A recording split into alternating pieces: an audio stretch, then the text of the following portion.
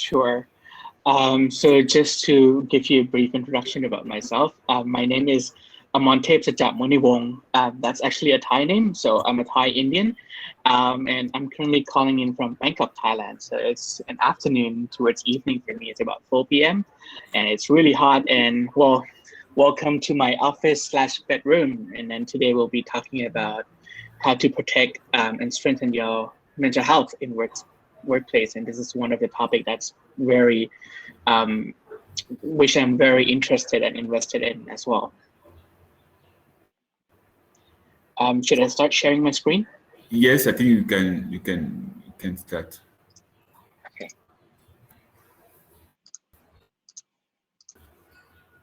All right. So I'll just start the presentation now then. So today, as you know, we'll be talking about how to protect and strengthen your mental health in workplace. And I think this topic is very important, but just to give you a brief overview of why or who I am here and why do I have the authority to talk about mental health in the first place. So even though I'm not a psychiatrist or a psychologist. So personally, I myself have lived with depression and schizophrenia for the past 5 years. I was diagnosed back in 2016, and being in Thailand, it's a very stigmatized issue here in the country. And so it took me a very long time to get better. And it went to having up to 16 pills of medication per day and doing electroconvulsive therapy. So now I myself am working in Thailand closely with the Department of Mental Health and the National Suicide Prevention Center here in Thailand to create a safe space for people, especially youth, to reach out to peer support or community support so that they can reduce their stress burden before they become full on depressed or do anything that be maybe even more severe. So currently I serve as advisory board member for students with psychosis in New York. I'm selected as the Global Mental Health Lead under Equity and Inclusion Steering Committee for the Global Shapers Community, which is an initiative of the World Economic Forum. And last year in 2020, when we were all allowed to meet face to face, I was invited as one of the 50 global shapers to join the World Economic Forum annual meeting in Davos. And I was on 2 different panels, and one of them was protecting youth mental health. And lastly, I'm also sitting as the lived experience Council for the Healthy Brain Global Initiative as well. So let's dive into the main topic today of how or what is actually going on with us, for the past 2 years with all the COVID and the pandemic that's happening, especially with our workplace. So what we are currently experiencing, and I'm sure many of you are experiencing right now, is also that, even though our work, we don't have to go to work at our physical office anymore, and we can work at home, but now it feels like there's no barrier for us. There's no barrier where we can take a break from work. And we constantly have 24 hours messaging either with our coworkers, our boss, our friends about the work that we're doing, our coworkers about the deadline, and so on. And there's a lot more increasing pressure on deadline that's happening as well. And it seems like there's so much work cramped into a very little amount of time as well. And all these are sourced from Deloitte. And then when we are now back at home, for many of you who might be parents, you're also juggling to take care of your child at the same time having a full-time job, which can be a lot more additional responsibilities put on you as well, with the schools being closed and so on. And social isolation. As you can see, I'm right now in my office, which is also my bedroom. And so it becomes even harder when you don't get to go meet people outside of your house or meet your coworkers face to face, or when you have to just basically getting to the office is just 2 steps from your bed, and that become very, very tiring at times as well. And lastly is the overwhelming sense of anxiety. I believe that, all of us are having increased anxiety within us, whether it's about the future, our health, our job security, our pay security, whether there's increase in sort of our finances, expenses, and so on. We are having that overwhelming sense of anxiety, not just for us, but for people who we love around us as well. Now, when we have overwhelming sense of anxiety, what happens is that it can hinder our relationship with others and ourselves, right? When we have anxiety, we tend to not think properly. We tend to become at times very hysterical. with a lot of anxiety that we're having, or a lot of fear about the future that we are having as well. And so we tend to not receive new information properly. We tend to not look into the information that we are receiving, or we just receive it at face value, and that also increases our anxiety.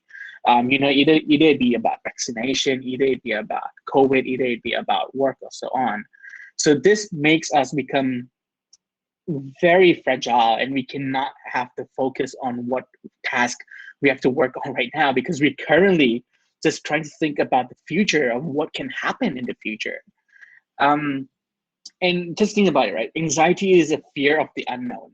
So when you go into the forest, or when you go somewhere and you don't know whether behind the bushes there's going to be a lion or tiger or not, then you start feeling that anxiety. But when you know that it's not there, then that's when you feel calm. So right now, there are a lot of those uncertainties in the life that we are living that is increasing the amount of anxiety within us. So coming back now, so how can we protect and strengthen our mental health within our workplace, right? We talked about anxiety, we talked about the boundaries that have been crossed, we talked about social isolation, we talked about not having that face-to-face connection with peers or co-workers. Few techniques that I would love to provide to you that I myself use as well is, the first one is ABC. It's very simple, right? ABC, so grounding techniques, ABC. So A is basically to be aware. It's very important for us to be aware of how we are feeling right now, because if we are not being mindful about how we are feeling right now, then we don't know what our actions are going to be outwards or projected towards other people as well. So it's very important to sort of check in from yourself time to time, set a timetable that, okay, when I wake up, I'm going to check in with how I'm doing right now. Before I go to bed, I'm going to check in with how I'm doing right now. So that is to be aware of your emotions.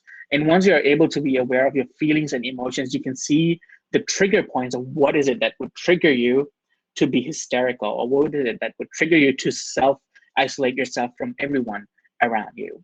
Once you know that, it can be very important and can be very beneficial for you. 2 is breathing. I remember that when I was severely depressed, a lot of people would tell me that just breathe, and I would find it very difficult to them, because I was having all of these anxiety attacks and panic attacks. But as I try to practice breathing every time I have all these anxiety attacks, it actually becomes very useful for me to regulate my breathing, because when we get anxious, right, or when we get panic attacks, our breathing become very shallow. And when our breathing become very shallow, then we start to think about, oh my God, I'm gonna die, I'm gonna die, I'm gonna die. My breathing is so shallow.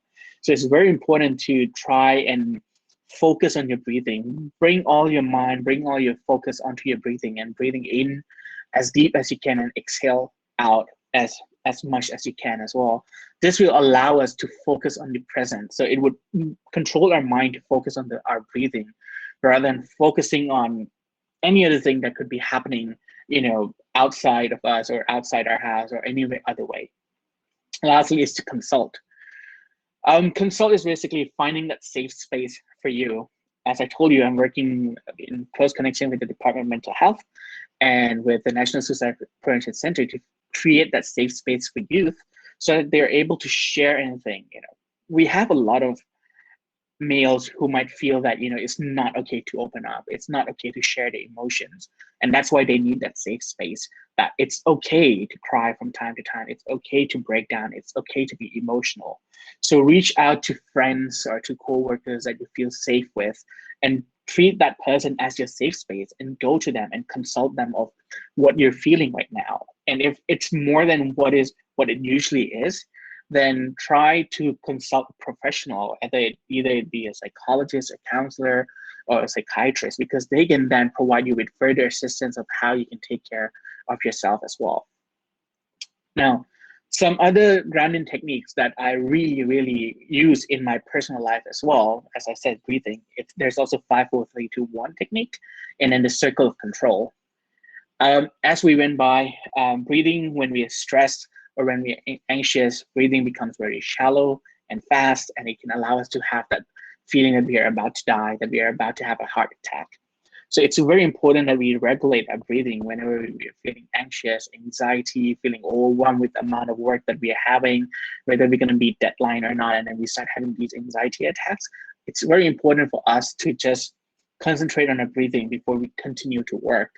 And easily you can just, breathe in through your nose for 4 seconds, hold your breath for 4 seconds, and then breathe out through your mouth for 6 seconds, right? Or you can do it the timing doesn't have to be this way. It can be any way that you feel like, but just try to breathe in as deep as you can through your nose and then out through your mouth. And it can really allow you to focus, and it allows you to be mindful of how you're feeling and bring you back to the present as well. Second is the 5, 4, 3, 2, 1. I actually just assisted my friend on how to use this a few days ago as well, because when you feel anxious, like I said, you're constantly thinking about the future. You're constantly thinking about, oh my God, what if this happened? Oh my God, what if that happened? What if this happened and then that happened? We're constantly thinking about the future, and then we just forget about the present that we are at the moment.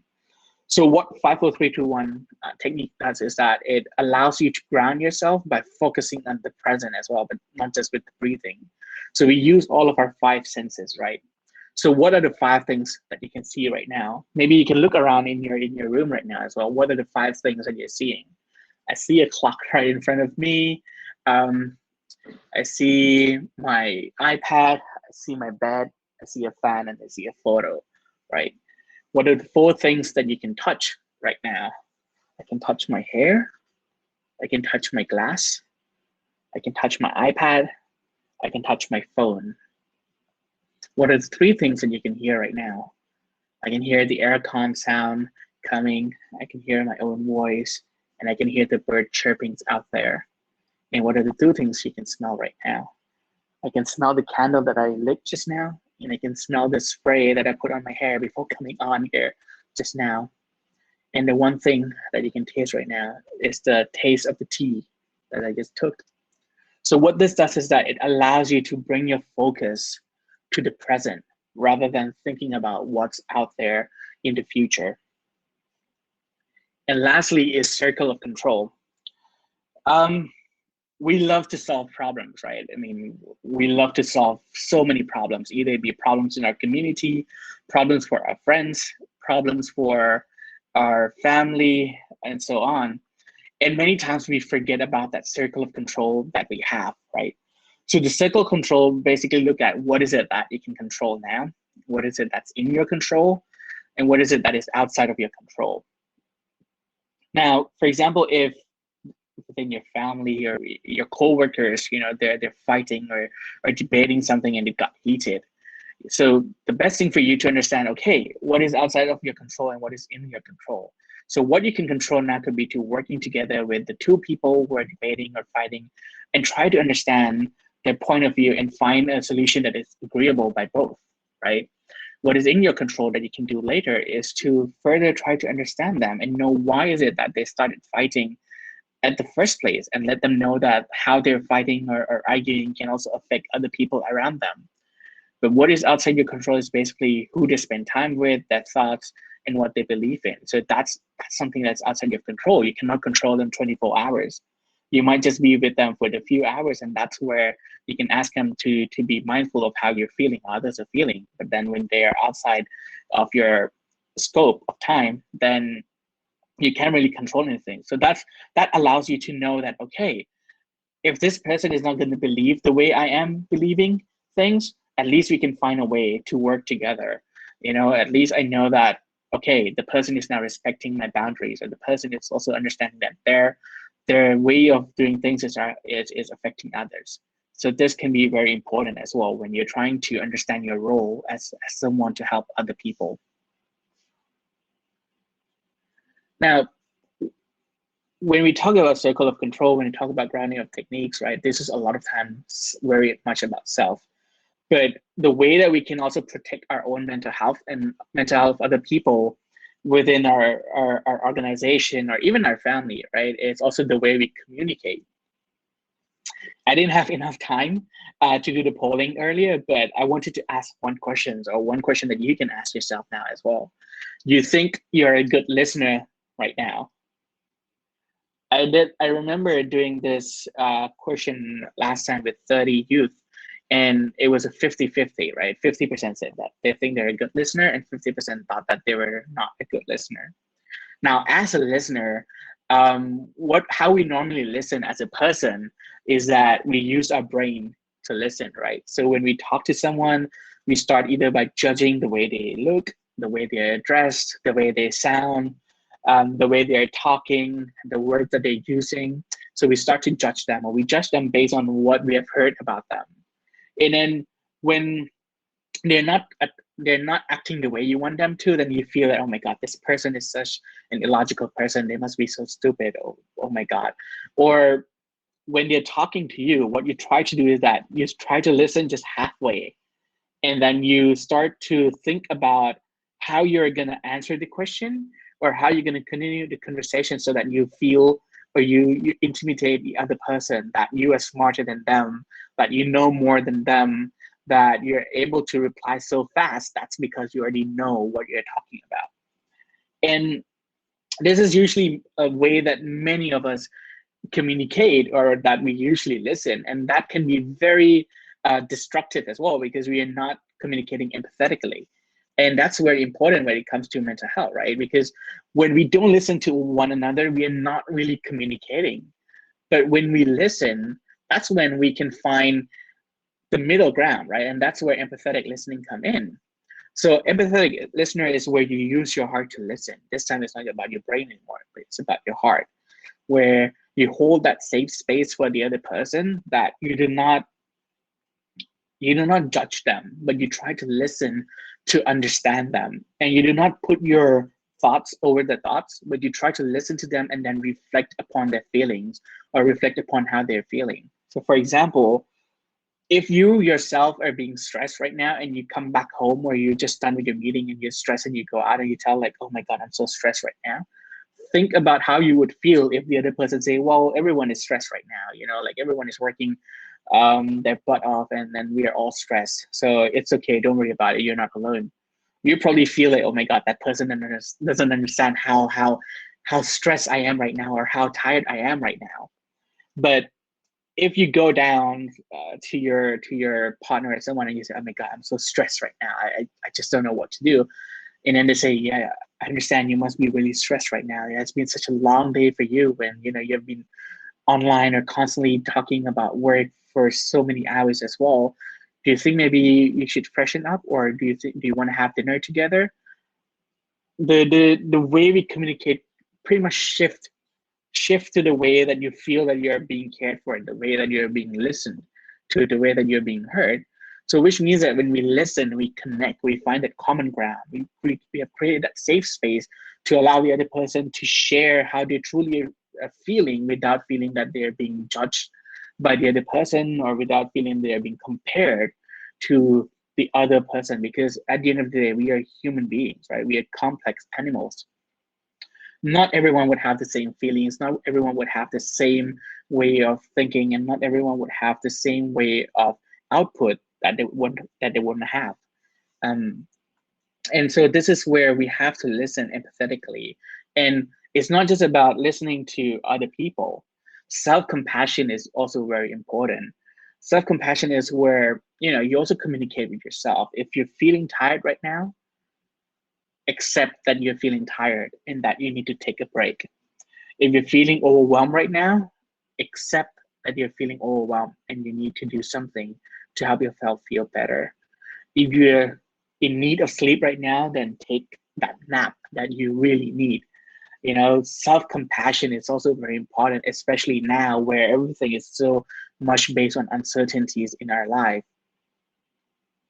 When we love ourselves, that's only when we are able to provide our love to other people as well. And as one of the social psychologists, Brené Brown, put it, is that empathy fuels connection. And in this moment in time right now, we truly need empathy. We truly need that connection, that people understand one another, that people are there for one another. So it's not just about protecting your own mental health, but it's also about protecting other people's mental health. And how you can do that is basically through empathy, to having that safe space, not just for yourself, but for other people. And it's about all about listening and allowing people to be themselves, because that's very important. Lastly, I know it's been fairly short. I thought it was going to be way longer than this. Don't forget to sleep. Um, 7 to 9 hours of sleep is very important, because when we sleep, that's when our brain sort of restore itself. It heals, right? It takes care of itself, and then you wake up feeling better and fresh. With lack of sleep, it can be very, very bad for your mental health, especially if you're stressed. It becomes even harder to sleep, I understand, but try to do any remedies that you can. Either it be freshening up before going to bed, taking a cup of tea before going to bed, warm water, warm milk, or anything. Sleeping is very important. So make sure that you get enough sleep, and that will only allow you to function even better the day after. So these are some of the tools that I would like to provide to you, in order for you to be able to protect your own mental health, not just in a workplace setting, but also at home, and also tools that it's not necessary for you to use for yourself, but it also can be shared to your peers, your partners, your families, and anyone within your own community as well. Um, so thank you very much for listening to me. And if you have any questions, please do not hesitate to use the chat button, or to ask me directly as well.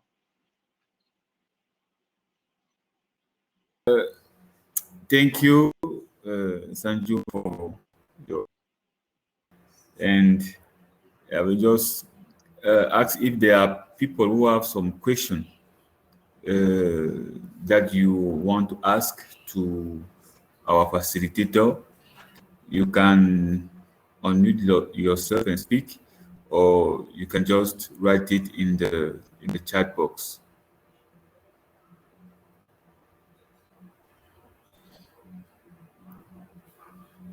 While they are, maybe we are waiting for the question, I've just ask you, uh, Mr. Sanju, how can we do with this COVID pandemic? Because sometimes we are trying what you are saying, but it is a bit because we have like bills to pay, we have we have kids to take care about, and we are looking about time, even time to sleep. We are looking about time to speak with other people, but sometimes we don't find that time. How could be your advice for that? So for me, it's about finding that resources that's around you, right? For example, if you're having financial difficulties, I ran workshop for the health volunteers here in Thailand last year as well, and a lot of the question they raised was also about financial insecurity, because they're also from low vulnerable communities. And it's about finding that resources and support for them to know where they can go to get that assistance when it comes to financial assistance. With regards to sleep, it's very important that we try to create it as a habit, that by this time I'm going to sleep today, no matter what. So for me, with my partner, what we do is that by midnight, it's like, okay, everything off, and then we need to sleep and set an alarm at 8 a.m. so that we at least get that 8 hours of sleep. It was very hard in the beginning, because, like I said, now that we are working and we are working globally as well, sometimes when I'm about to go to sleep, it's just morning for my peers in the other side of the world, and then messages starts coming in. So it gets really tough at the beginning, but then you really just need to force yourself and keep your phone away, in order to do it. And when it comes to kids, I cannot give you much advice on that personally, because I don't have kids myself. But I would look into resources available of what can you do at home with your kids, so that you can allow them to be as creative as possible as well, especially during COVID, and it can be very scary for them to go outside. Okay. Thank you, Mr. Sanju. And you can also request to join, because you can find a button on request to join the discussion. And if you want to appear on the screen, um, and ask your question. There is a question: how best can we help men open up about their mental health. On young people who commit suicide, a larger percentage are male.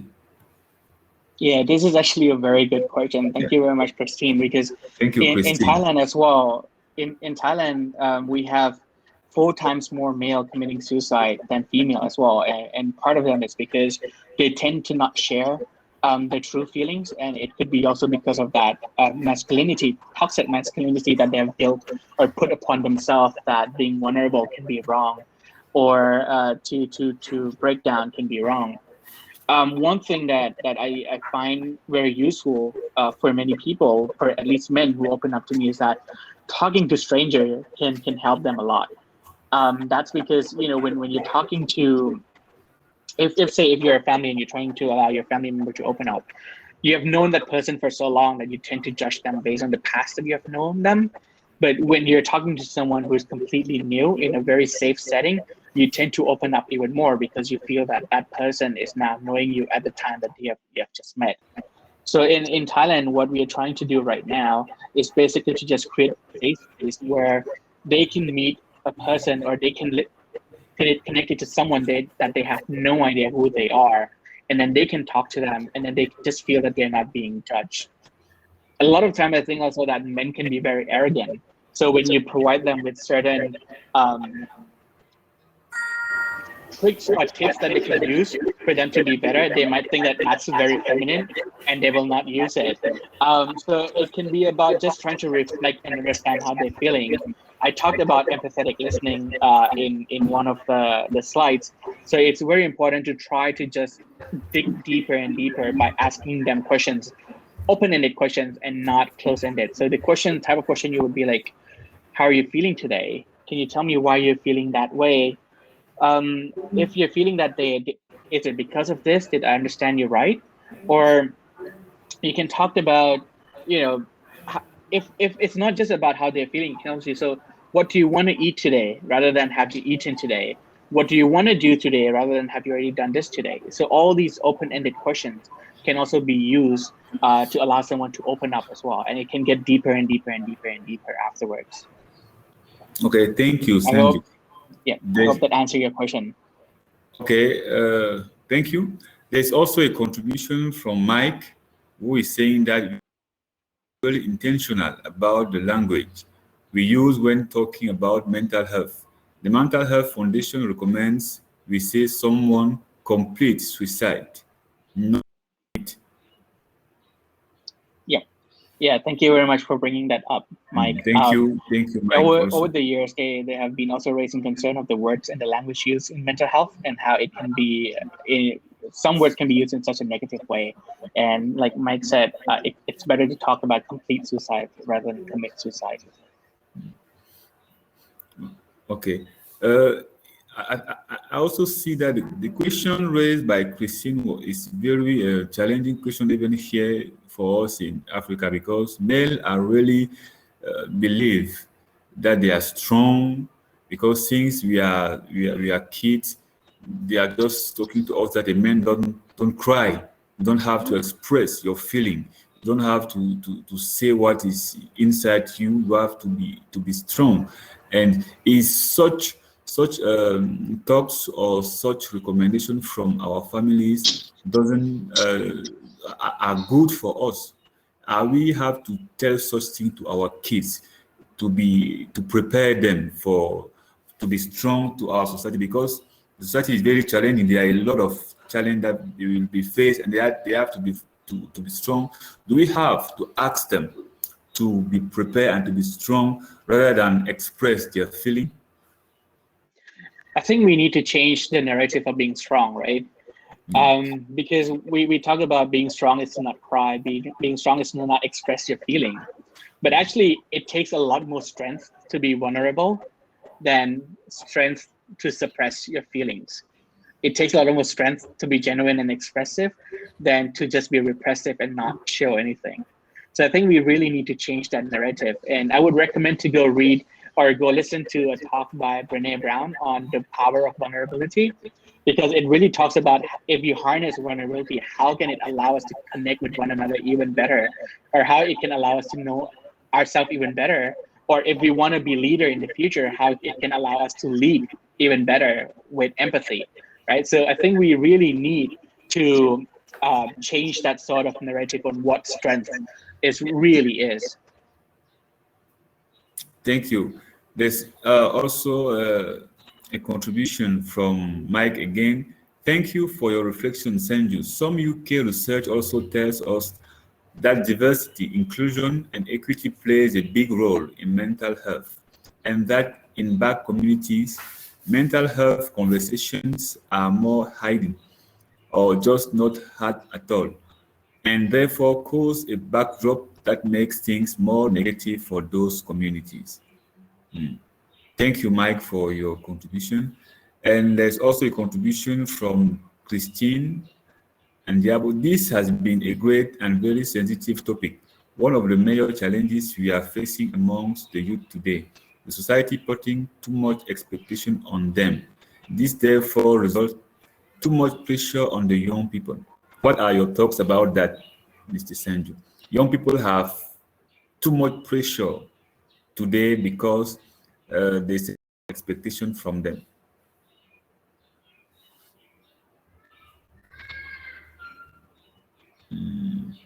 Mr. Sanju,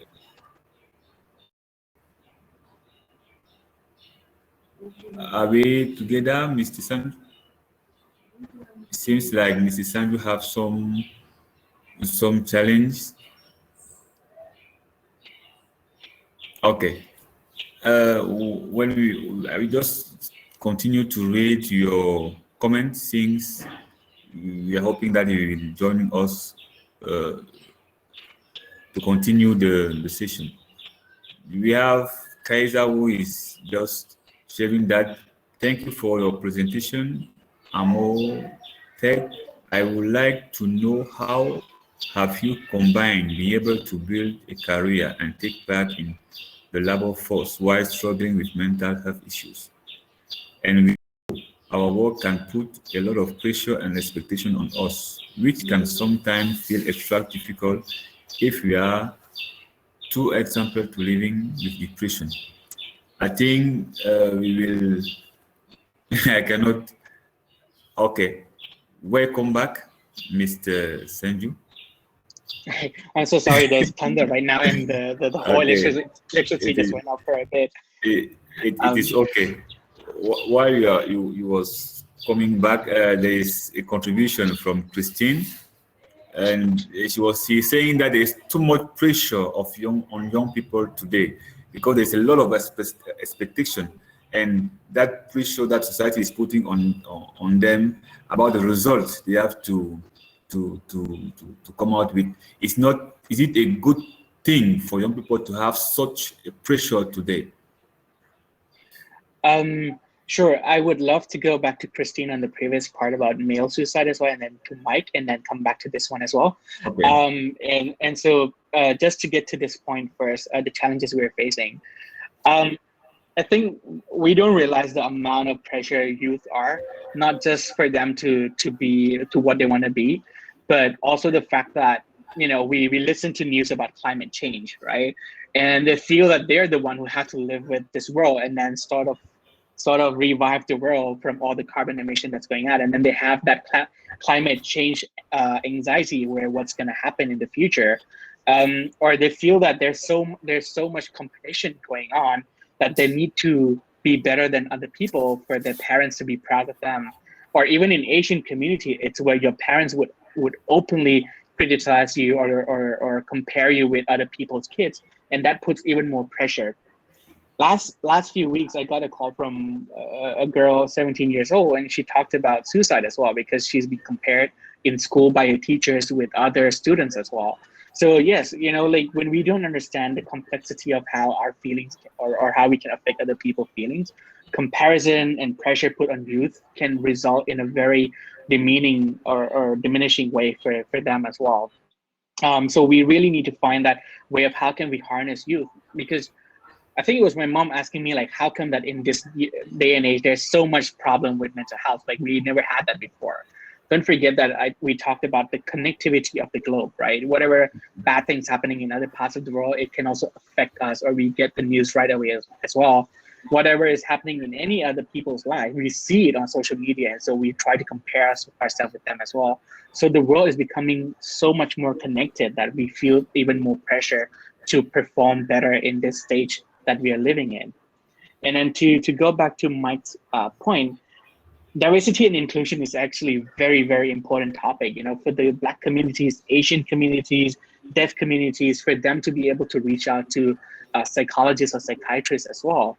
We already do not have enough mental health workers globally for the world population. For example, in Thailand, we have one mental health worker to every 250,000 people, and all of those are probably Thai psychiatrists who would not understand the cultural context of a Thai Indian, or they're mostly Buddhists who would not understand the cultural context of an Islamic person or of Christian. So, you really need to have that diversity into the mental health care system as well, so that, you are allowing people from minorities to feel that they have their representative in this field that they can go to and feel that they can reach out to as well. And then last point, going back to the male suicide, I think the key is to destigmatizing mental health. If we can educate people more in the understanding of mental health and know that it's a health issue and not just something that would make you go crazy or stupid, we will allow them to go into getting that treatment even better. But we just need to destigmatize mental health and for people to understand it even better. Thank you a lot, Mrs. Sanju, for that. We have also Kaiser, who have shared something. Thank you for your presentation, Mr. Amote. I would like to know, how have you combined being able to build a career and take part in the labor force while struggling with mental health issues?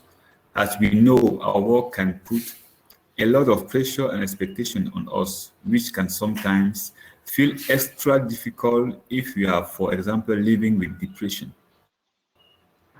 Definitely, it was. Thank you very much for your question. It was very hard for me, especially being on so many antidepressants as well. I definitely wasn't functioning at my 100%. For me, I was lucky enough that I was working with my family, but I also had to come clean with my staff that I'm not doing okay at the moment, and that any work that comes to me, it might be delayed by a bit, but I'll do my best to get it done. And it's important to know that people with depression can still work. It's just that they might need that sort of more assistance as we go by, which means that do not try to pressure them so much, or if you're gonna criticize their work, there are ways where you can talk about their work that they can do better as well. But when we are depressed, a lot of times our main thinking is that we are a burden or that we are useless. But if we have work to do and we're able to say we do that work properly and then we get proper feedback, it can allow us to feel that we are being cared for, or that what we do means something as well. Of course, it's not going to be easy if you're in depression. Like I said, you just need to find a workplace that provides help with mental health or provide counseling for you, have that safe space and be open with them and allow them to understand that maybe if the deadline is Friday, you might just need till Sunday, and hopefully that they'll be open up for that. But it's very important for people who have certain mental health condition to still be able to work in the workforce as well. And that's why we really need workforce to open up care for mental health for their workers, for mental health as well, and not just physical health. Okay, thank you, Mr. Sanju. I have also another question. Is what can you advise to people who don't have around them someone who can give them advice? Because sometimes you may be struggling with mental health and you don't find people who really understand what you are facing, who can not really give you the advice that you are, the support that you need. What can you advise to such person? I would advise them to reach out for professional help, or if you're feeling that you have been feeling not yourself for a while, there are there are assessments work that you can do online as well, right? It could be the GAD-7, which is for generalized anxiety disorder. It could be the PHQ-9, which is for depression. You can do those questions to see, where your stress level is at and whether you need to see a psychiatrist or psychologist or not. And if you're not able to reach out to any within your own communities, because I know that in certain parts of the world, even in Thailand, in certain provinces, you do not have psychiatrists available or psychologists available, then we just need to find ways to connect with them online. It could not be psychologist, psychiatrist in your country. It could be somewhere else as well. But time comes where you do need professional help if you cannot find any other assistance around you. So do not be afraid to reach out to those professional help, because they can do wonders for you if you get the right one. Okay, thank you. It means that we are living in a global world. Even if you cannot find people around you who can support you, there are people who are available online and who just want to help, and you can just connect with them and you will receive from them Yeah. There are support. like applications like Seven Cups, where you can reach out to people who would talk to you. There are apps like BetterHelp that can allow you to reach to psychologists, psychiatrists in other parts of the world as well. So there are ways to get help, and it's many of them are just a click away. Okay. Uh, I so excuse me. I have also another question maybe to ask you also. When we talk about empathy, empathy is something all of us we need sometimes. But how to speak to someone with empathy if we are not receive personally that empathy? Is it easy for someone to just wake up and stand that I will start to speak with empathy? What is it to speak really with empathy? It, yeah, that's a very good point, because many people feel that they're empathetic, but a lot of times they are not really not. And it doesn't come that I wake up today and I'm going to be empathetic right away. It takes actually a lot of strength and a lot of practice to do it. I mean, try listening to someone, for example, your parents, right? We tend to argue with our parents nonstop. But can you today sit down with your parents and just listen to them for 5 minutes without saying anything back? And then just repeat everything that they have to say back to them in a way that doesn't sound condescending, or can you talk to someone who doesn't have the same belief as you, but at the same time, you do not push your thought and belief onto them, but try to find a common ground. So, like, for example, like I told you, right? So, for example, if Eugene, you're working today, and then you have me as your flatmate, and then you come to me, you're like, oh my God, today is such a bad day. My boss has been horrible to me, and then I'm stuck with more work to do, and I'm so stressed right now. And then for me to just go, well, I'm stressed as well. Look at me, I'm still smiling. So just let it go. It'll be fine. A lot of people are stressed right now. So that's basically not being empathetic. So I'm not taking your feelings into consideration. Yeah. And I'm just comparing you to me that I'm fine. So why can't you be fine as well? Like I said, we are all complex. We all have our own, boundaries, our own limits and whatnot. But if you come down and instead of saying what I said, I say, yeah, I know you've been online for so long. It must be really tiring and you haven't had dinner as well. How about if you go freshen up and then maybe we can grab a dinner and then we can talk even more about it? Would that be okay for you? You see how the tone changed? Yeah. I validate that you're feeling tired. I value your feelings. I value your emotions. And then I try to reflect it back to you that, yes, I'm listening to you right now and I understand you. And then here are maybe some things that we can do together, but I'm not going to push it on you. I'm going to ask you if you want to do that. Right? So this is how you can practice being empathetic. And then there are courses online as well where you can go talk about yeah, that's my dog back there. Sorry, where you can go through the course of basic psychological first aid, where it takes you through that points of how do you listen to someone, how do you not judge them, and how do you prioritize the stress that they're having. Because a lot of time we try to fix the other person's problem based on what we think is easiest to fix, without looking at the larger, bigger picture that they're going through. Okay. Thank you so much, Mr. Sanju, for sharing with us your thoughts and your experience on this issue of mental health. I don't know if there's one more question in the chat if someone want to know about something.